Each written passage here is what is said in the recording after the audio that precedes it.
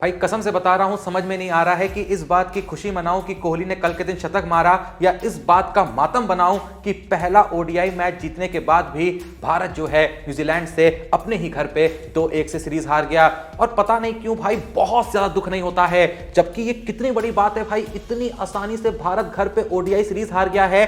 जबकि भारत कहीं भी जाता था, कोई भी सिचुएशन हो, लंबे वक्त से ओडीआई सीरीज हारता ही नहीं था। हाँ ठीक है, अभी हाल ही में ऑस्ट्रेलिया ने हमको ओडीआई सीरीज हराई थी, टेस्ट में तो हम लगातार हार ही रहे हैं। साउथ अफ्रीका भी घर पे हरा के चली गई थी, उससे पहले न्यूजीलैंड घर पे हरा के चली गई थी। मतलब भाई इतना हार रहे हैं, इतना हार रहे हैं। इस बात का ढिंडोरा जो हम पीटा करते थे कि भाई चाहे जो भी हो, हम क्रिकेट की बेस्ट टीम है सभी फॉर्मेट्स में। लेकिन भाई इस समय हम टी20 में ठीक ठाक जरूर जीत रहे हैं, लेकिन बाकी दो फॉर्मेट्स में भाई हमारी लगी पड़ी है, बुरे तरीके से लगी पड़ी है। और ऐसा क्यों हो रहा है? अगर तुम्हें इस बात का जवाब नहीं पता है ना, तो तुम नासमझ बन रहे हो। क्योंकि भाई हेड कोच गौतम गंभीर लगातार कुछ ऐसे डिसीजन लेते हैं, जिसमें सबसे भद्दा डिसीजन था जो कि बेवजह पता नहीं किस कीड़े ने उनको पिछवाड़े में काटा था, जब उन्होंने यह डिसीजन लिया था कि भाई बस यूं ही मेरे को कैप्टेंसी बदलनी है, यूं ही मेरे को रोहित शर्मा को हटाना है और शुभमन गिल को नया कप्तान बनाना है। मैं जानता हूं आप में से बहुत लोग सोच रहे होंगे कि यार सारा जो यहां पर हेट है गिल को नहीं मिलना चाहिए, या गिल की कैप्टेंसी को नहीं मिलना चाहिए।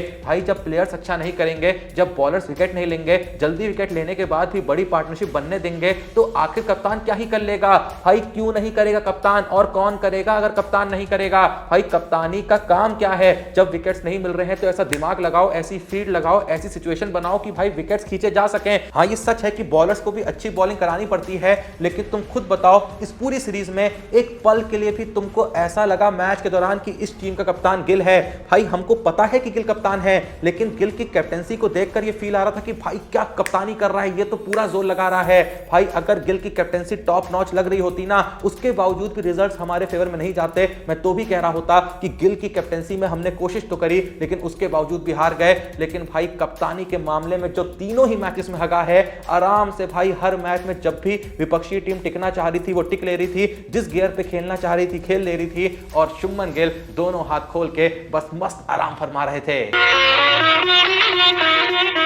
भगवान कसम, क्या प्रोग्राम दिखा दिया तूने।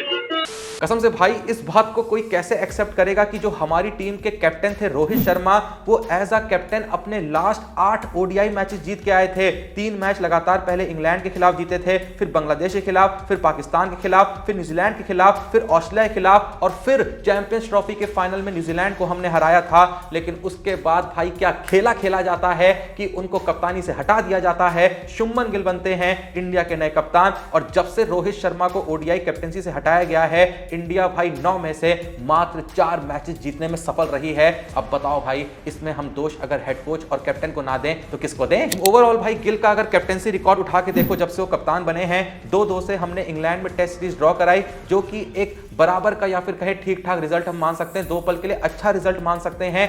भाई वो भी बहुत अच्छा रिजल्ट नहीं है, क्योंकि इस समय इंग्लैंड की टीम भी टेस्ट में हगे ही जा रही है, लंबे वक्त से कुछ जीत नहीं रही है। तो हमने वहां जाके 2-2 से अगर टेस्ट सीरीज ड्रॉ भी करा दी तो ये बहुत अच्छा रिजल्ट नहीं कहेंगे, एक डिसेंट रिजल्ट कहेंगे। उसके बाद हमने घर पे भाई टेस्ट सीरीज जीती, किसके खिलाफ? वेस्ट इंडीज के खिलाफ। अब इसके लिए तारीफ तो नहीं करूंगा, अब भाई घर पे तुम वेस्ट इंडीज से भी टेस्ट सीरीज हारोगे, इतना शर्मनाक तो हम नहीं खेल सकते हैं ना। उसके बाद साउथ अफ्रीका से हम भाई 0-2 से टेस्ट सीरीज हार जाते हैं, वो भी अपने घर पे।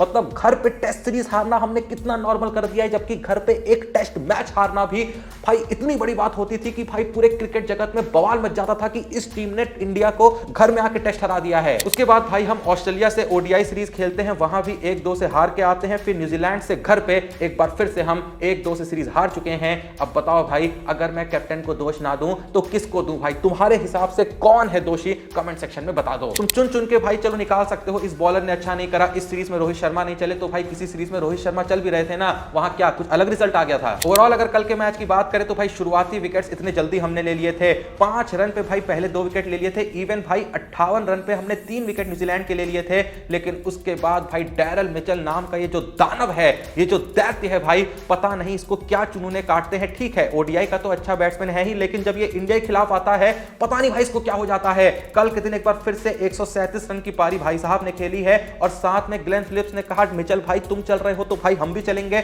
वो भी शतक मार दिए भाई। 58 रन पे 3 विकेट गिरने के बाद न्यूजीलैंड का चौथा विकेट 277 रन पे गिरता है। ठीक है बॉलरों ने खराब बॉलिंग करी होगी, लेकिन कप्तान क्या कर रहा था, कुछ तो भाई ऐसा कमाल करके दिखाता अपनी कप्तानी में पूरी सीरीज में कि हम ये कहते भाई तेरी कप्तानी अच्छी थी। देखते ही देखते न्यूजीलैंड भाई 337 रन जड़ देती है पहले 2 विकेट 5 रन पे खोने के बाद, वो भी ओडीआई फॉर्मेट के अंदर, वो भी इंडिया के घर पे आके। बॉलर्स भी कुछ ऐसा खास कमाल नहीं कर पाते हैं। ठीक है अर्शदीप ने 3 विकेट लिए, अच्छी बॉलिंग कराई। हर्षित राणा थोड़े से महंगे जरूर साबित हुए, लेकिन उन्होंने भी 3 विकेट लिए। मोहम्मद सिराज ने अच्छा स्पेल डाला, 10 ओवर में मात्र 43 रन दिए, 1 विकेट लिया। नीतीश कुमार रेड्डी 8 में 53 रन देकर आ गए। और स्पिनर्स तो देखो भाई पूरी सीरीज में फ्लॉप रहे हैं, चाहे कुलदीप यादव हो चाहे रविंद्र जडेजा हो। और भाई जडेजा के लिए जो सीरीज रही है नाइटमेयर रही है। ये सीरीज ही नहीं, इससे पहले की भी जो ओडीआई सीरीज उन्होंने खासकर खेली है, बॉलिंग में पूरे तरीके से फ्लॉप रहे हैं। पिछली ओडीआई सीरीज में बैटिंग में थोड़ा बहुत जरूर कंट्रीब्यूट करा था, लेकिन इस सीरीज में भाई जब भी जरूरत थी कि जडेजा रन मारे,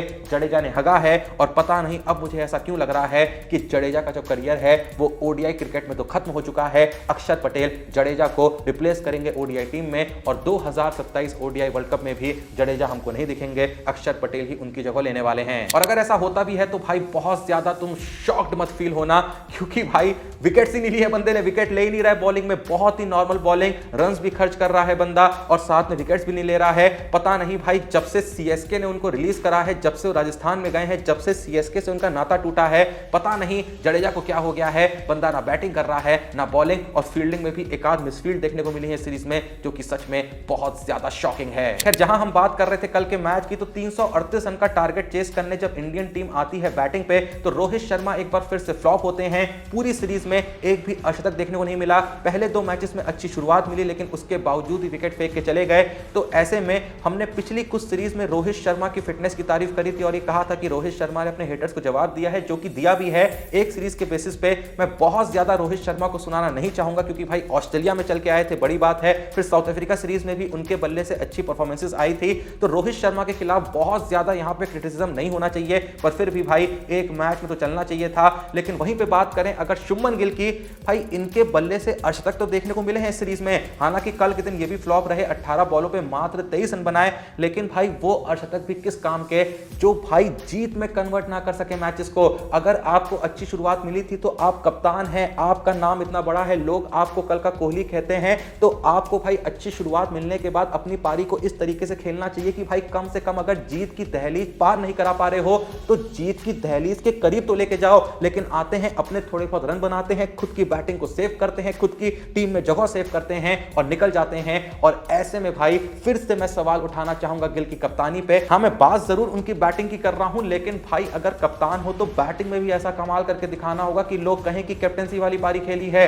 जब रोहित शर्मा कैप्टन बने थे उन्होंने अपने खेलने का तरीका बदला था, और लगभग हर मैच में हम ये कहते थे कि रोहित शर्मा ने एक विनिंग कंट्रीब्यूशन दिया है। भले ही 60 70 80 रन मार के जाते थे, लेकिन वो रन ऐसे होते थे जो डायरेक्टली कंट्रीब्यूट करते थे टीम की जीत में। जब विराट कोहली कैप्टन थे भाई कप्तानी तो करते ही करते थे कमाल की, लेकिन साथ में हर मैच में ऐसी पारी भी खेलते थे, लोग कहते थे कि बंदा कैप्टनसी वाली पारी खेल के गया है। लेकिन गिल ना ही कैप्टनसी कर रहे हैं और ना ही बैटिंग में ऐसी कोई खास पारी खेल के जा रहे हैं। मतलब अर्धशतक मारने के बावजूद भी आपने एक बड़ी पारी यहां पर कन्वर्ट नहीं करके दिखाई, जो कि इंडिया की जीत में काम आए। खैर गिल के आगे बढ़े तो विराट कोहली कल के दिन एक बार फिर से लोन वॉरियर बने हुए थे, लगे हुए थे, और उम्मीद थी कि विराट कोहली फिर से एक बार वो कारनामा करके दिखाएंगे। लेकिन भाई साहब किसी ने साथ ही नहीं दिया। श्रेयस अय्यर पहले मैच में चलने के बाद अगले दोनों मैचेस में फ्लॉप रहे। कल के दिन 10 बॉल पे 3 रन मार के पवेलियन लौट गए। केएल राहुल ने भी कल के दिन 1 रन बनाए, लेकिन भाई पहले 2 मैचेस में शानदार पारियां खेली थी। तो अब देखो हर मैच में बंदा नहीं चल सकता, 2 पल के लिए उनको मैं इग्नोर करना चाहूंगा। नीतीश कुमार रेड्डी ने जरूर यहां पर 53 रन का योगदान दिया, जो कि अच्छी बात है। फिर जडेजा आते हैं, फिर से निराश करते हैं मात्र 12 रन बना के। लेकिन हर्षित राणा की यह पारी सच में अद्भुत थी। 43 बॉलों पे 52 रन की, 4 चौके 4 छक्के। और भाई सच में अगर मुझे सबसे बड़ा पॉजिटिव इस सीरीज से निकालना हो, सीरीज की हार के बावजूद भी, तो मेरे हिसाब से वो हर्षित राणा होंगे। बहुत कुछ कहा गया है, बहुत कुछ बोला गया है, मैंने खुद भाई काफी मजाक उड़ाया है, काफी क्रिटिसाइज करा है। गौतम गंभीर का बेटा, गौतम गंभीर का चेला, ना जाने क्या क्या कहा है। ये तक कह दिया था कि हर्षित राणा के पास गौतम गंभीर की कोई वीडियो है जिस बेसिस पे वो हर बार भाई टीम में सेलेक्ट हो रहे हैं। लेकिन गौतम गंभीर ने हर्षित राणा के बारे में जो बात कही थी ना, इकलौती चीज है भाई गौतम गंभीर के बारे में जो मैं उनकी कोचिंग के लिए अप्रिशिएट करना चाहूंगा कि उन्होंने हर्षित राणा पे भरोसा टिकाए रखा। और जो रीजन रीजन दिया था हर्षित राणा को खिलाने के पीछे कि भाई एक हमको बॉलिंग ऑलराउंडर चाहिए। बैटिंग ऑलराउंडर के नाम पे हम चलो जडेजा का नाम ले लेते हैं, जो कि चलो स्पिन ऑलराउंडर हैं, बाकी हार्दिक पांड्या के अलावा और कोई नाम दिमाग में आता नहीं है। नीतीश कुमार रेड्डी को बनाने की कोशिश करी जा रही है, लेकिन बॉलिंग बहुत ही बेसिक, बहुत ही नॉर्मल है। और नीतीश कुमार रेड्डी अगर अच्छे ऑलराउंडर होते भी तो उनको एक बैटिंग ऑलराउंडर कहा जाता, उनका मेन काम बैटिंग का होता, बॉलिंग को इग्नोर कर देते। लेकिन हर्षित राणा का मेन काम बॉलिंग है, जो कि उन्होंने इस सीरीज में अच्छे से करी है। हर मैच में उन्होंने ठीक ठाक विकेट्स भी लिए हैं और बैटिंग में जो योगदान दिया है ना भाई, क्यों हमें बॉलिंग ऑलराउंडर चाहिए था, ये कल के मैच ने एक बार फिर से साबित करा, जो कि कई टाइम से हमारी दिक्कत थी कि भाई आखिरी के 3-4 बॉलर्स हमारे इतने गड्ढे हैं भाई। बाकी टीमों के टैलेंटस उठा के देखो, साउथ अफ्रीका वाली सीरीज याद करो, चाहे टेस्ट सीरीज याद कर लो, चाहे कोई ओडीआई सीरीज याद कर लो, जब तक भाई उनके 10 विकेट नहीं गिरते थे ना, तब तक भाई ये डर रहता था कि भाई इनका ये बंदा ना जिता दे। 2 बॉलर्स भाई मैच फिनिश करने की दहलीज पर लेके चले जाते थे, लेकिन हमारे आखिरी के जो 3 बॉलर्स हैं, चाहे अर्शदीप खेल रहे हो, चाहे सिराज खेल रहे हो, चाहे कुलदीप यादव हो, चाहे प्रसिद्ध कृष्णा खेल रहे हो, चाहे बुमराह क्यों ना खेल रहे हो, चाहे शामी जब थे वो क्यों ना खेल रहे हो, भाई आखिरी के 3-4 बैट्समैन हमारे जब बचे होते थे, 10 रन भी क्यों ना चाहिए होना, तो भाई लगता था कि मैच जो है जीतने की चांसेस विपक्षी टीम की ज्यादा है, हमारे 10 रन बनाने में भी हमारे टेलेंडर्स की फट के हाथ में आ जाएगी। और कल के दिन एक बार फिर से जैसे ही हर्षित राणा आउट होते हैं, मोहम्मद सिराज आते हैं 1 बॉल पे 0 मार के पवेलियन, कुलदीप यादव आते हैं 5 रन मार के पवेलियन, और कोहली भैया भी फिर कहने लगते हैं कि भाई अब मैं भी टिक के क्या करूंगा, कब तक भाई अकेले ही अपनी टीम का भार संभालूंगा। हालांकि बहुत ही आसानी से कोहली कल का मैच जिता सकते थे, बस उनको साथ चाहिए था, क्योंकि एक वक्त ऐसा आ चुका था कि भाई कोहली को स्ट्राइक चेंज करने से पहले भी सोचना पड़ रहा था, जो भी बॉल आ रही थी, जैसी भी आ रही थी, उस पर बाउंड्री देखनी पड़ रही थी, और उस चक्कर में विराट कोहली भी चलते बने और सीरीज हो गई किसकी, न्यूजीलैंड की। तो इसीलिए मैं भाई हर्षित राणा की तारीफ कर रहा हूं कि सच में एक ऐसा हमको बहुत टाइम बाद प्लेयर मिला है जो बॉलिंग तो ठीक ठाक कराता ही कराता है, जो कि लगभग प्योर बॉलर है, लेकिन बैटिंग में भी लोअर ऑर्डर में आके रन्स कंट्रीब्यूट कर सकता है, चाहे T20 फॉर्मेट की बात करें, चाहे ओडीआई फॉर्मेट की बात करें। और रन्स कंट्रीब्यूट करने से मतलब सिर्फ ये नहीं होता है टेलेंडर्स का कि भाई चलो टिक गया, टेस्ट नहीं है कि बॉलें निकालनी है, आपके पास इतनी काबिलियत भी होनी चाहिए कि आप टिक के पारी संभाल सके अगर जल्दी विकेट्स गिर चुके हैं, और सेम टाइम पे अगर जरूरत पड़े थोड़ा संभलने के बाद आप अपनी मर्जी से चौके छक्के लगा के थोड़ा सा कंट्रीब्यूशन दे सकें। वो काम हर्षित राणा ने इस सीरीज में करके दिखाया है। तो ऐसे में इकलौती सबसे बड़ी फाइंडिंग, अगर कोई पॉजिटिव फाइंडिंग इस सीरीज की रही है, वो है हर्षित राणा। इसके अलावा भाई देखो, जब इस सीरीज की हार का एनालिसिस किया जाएगा, थोड़ा सा यहां पर विचार किया जाएगा संजू सैमसन के बारे में, ऋतुराज गायकवाड़ के बारे में, यशस्वी जायसवाल के बारे में। ये बंदे भाई अपने पिछले ओडीआई मैच में सेंचुरी लगा कर आए हैं, लेकिन उसके बाद इनके बारे में सोचा तक नहीं गया है। खासकर भाई अय्यर जिस तरीके से पिछले 2 मैचेस में फ्लॉप रहे, क्योंकि गायकवाड़ भाई 4th पोजीशन पे अच्छा करके आए थे, और इस समय सबसे बड़ी बात यह है कि गायकवाड़ का फॉर्म कमाल का चल रहा है, लेकिन फिर भी अय्यर बड़े प्लेयर हैं, अय्यर बड़े नाम हैं, अय्यर लगातार डोमेस्टिक क्रिकेट में अच्छा परफॉर्म करते रहे हैं। तो सिर्फ एक सीरीज के बेसिस पे मैं ज्यादा यहां पर नहीं कहूंगा, पर फिर भी अगर ज्यादा यहां पर चीजें खराब होती हैं तो गायकवाड़ को भुलाना नहीं चाहिए। उस बंदे का जो इस समय कमाल का फॉर्म चल रहा है, उसका इस्तेमाल करने के बारे में सोचना जरूर चाहिए। एंड साथ ही साथ भाई यहां पर गिल से भी सवाल पूछे जाने चाहिए उनकी कप्तानी के बारे में, और हर मैच में एक अच्छी पारी शुरू करने के बाद 2 मैचेस में अर्धशतक मारने के बाद भी वो बड़ी पारी में खुद की पारी को कन्वर्ट नहीं कर पा रहे हैं, ऐसा क्यों हो रहा है, इस बारे में भी उनसे क्वेश्चंस करे जाने चाहिए। क्योंकि भाई इतना हमारे लिए हारना नॉर्मल नहीं बन जाना चाहिए कि साला सीरीज भी हारे तो लगे कि चलो हारते रहते हैं। मुझे भाई आज भी सोच के कसम से बहुत ज्यादा दुख होता है। भाई कितनी बड़ी बात होती अगर हम 1, 2, 3 साल पहले ये सीरीज हार रहे होते, चाहे रोहित की कैप्टनसी में, चाहे कोहली की कैप्टनसी में, 2 पल के लिए धोनी की कैप्टनसी में भी चले जाओ भाई, अगर हम घर पे ओडीआई सीरीज हार रहे होते ना, कसम से भाई लगता था ये क्या हो गया, ये तो भाई एकदम पलटवार हो गया। लेकिन भाई तुम्हें भी बहुत ज्यादा दुख नहीं हो रहा होगा, क्योंकि भाई हार ही रहे हैं, चलो और हार गए। हम सपना तो देख रहे हैं 2027 ओडीआई वर्ल्ड कप जीतने का, लेकिन पता नहीं ऐसा क्यों लग रहा है कि ये जो सपना है धीरे धीरे हमसे दूर जा रहा है। और अगर हम विलन देखें कि भाई इस सीरीज में सबसे बड़े विलन कौन रहे हैं, तो कहीं ना कहीं बैटिंग हमने फिर भी ठीक ठाक करी है, बैट्समैन फिर भी हमारे ठीक ठाक रन बना के गए हैं। हाँ, और रन कंट्रीब्यूट कर सकते थे, कुछ प्लेयर्स कंसिस्टेंसी दिखा सकते थे, कुछ प्लेयर्स अपनी अच्छी शुरुआत को बड़ी पारी में कन्वर्ट कर सकते थे, लेकिन बॉलिंग में भाई हमने किसी भी मैच में ऐसा कुछ करके नहीं दिखाया कि लगे वाह भाई क्या बॉलिंग कराई है। खासकर स्पिनर्स जिस तरीके से फ्लॉप रहे, अब लोग कहेंगे भाई स्पिन वाली उतनी पिच नहीं थी, अरे नहीं भी थी, तो भाई स्पिनर का काम सिर्फ ये थोड़ी है कि अगर पिच पे स्पिन ना हो तो मैं विकेट लूंगा ही नहीं, मैं बस रन्स देता रहूंगा। भाई उनके स्पिनर्स ने हमसे ज्यादा बेहतर बॉलिंग कराई है हमारे घर पे आके, तो भाई यूं ही हमें एक्सक्यूज नहीं ढूंढने चाहिए, हमें सॉल्यूशंस ढूंढने चाहिए। और देखो पता नहीं भाई तुम इस बारे में क्या सोचोगे, लेकिन मुझे लगता है कि अब भी भाई मोहम्मद शामी के नाम के बारे में सोचना चाहिए, जो हाल ही में सैयद मुश्ताक अली ट्रॉफी में खुद को प्रूव करके आया है, जिसने विजय हजारे ट्रॉफी में खुद को प्रूव करा है, जिसने रणजी में खुद को प्रूव करा है।